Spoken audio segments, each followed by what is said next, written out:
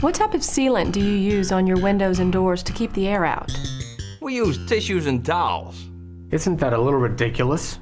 Hey, if it's good enough for my grandma, it's good enough for you.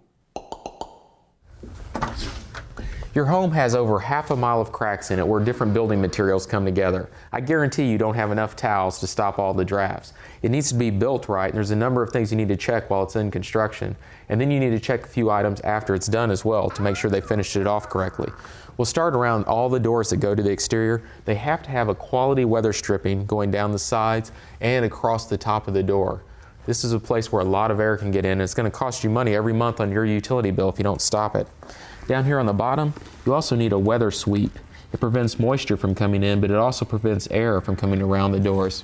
Whenever you close your door at night and you have lights on outside, if you can see any light around the door at all, or sunlight during the day coming around the door, you've got an air leak and you need to change your weather stripping out.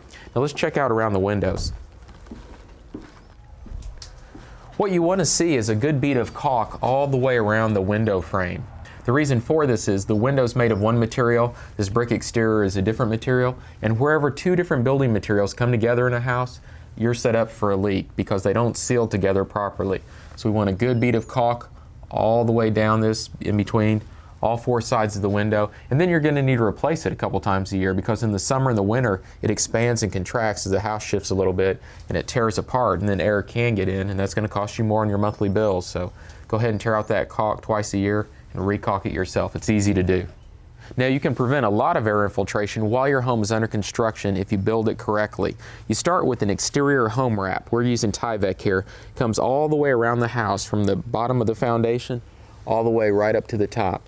And we wrap it when we come to corners all the way into the house and around. Now when we set our window frame in here and we nail it in, we've got Tyvek all the way up against that window. Once the home's finished and we caulk there, we've got a tight seal.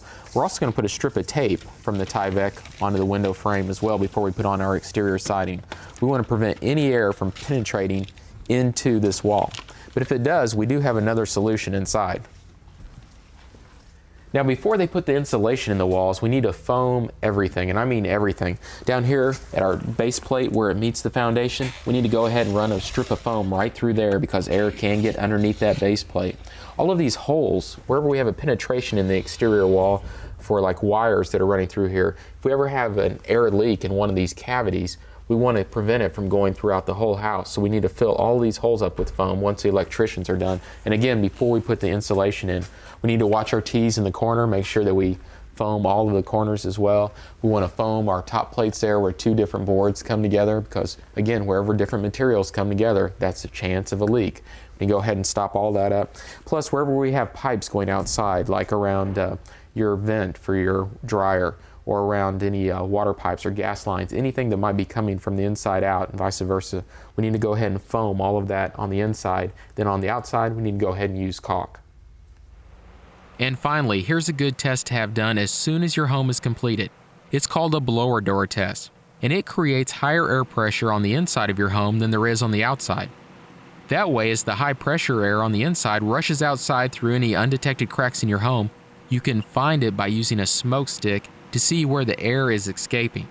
Blower door tests usually cost around $100, and the heating and air conditioning professionals who do them can tell you on the spot just how badly your home is suffering from air infiltration.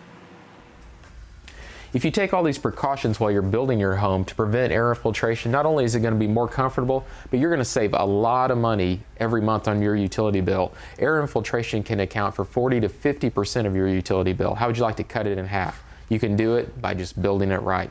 If you'd like more information on how to build homes right, contact us on the internet at michaelholigan.com.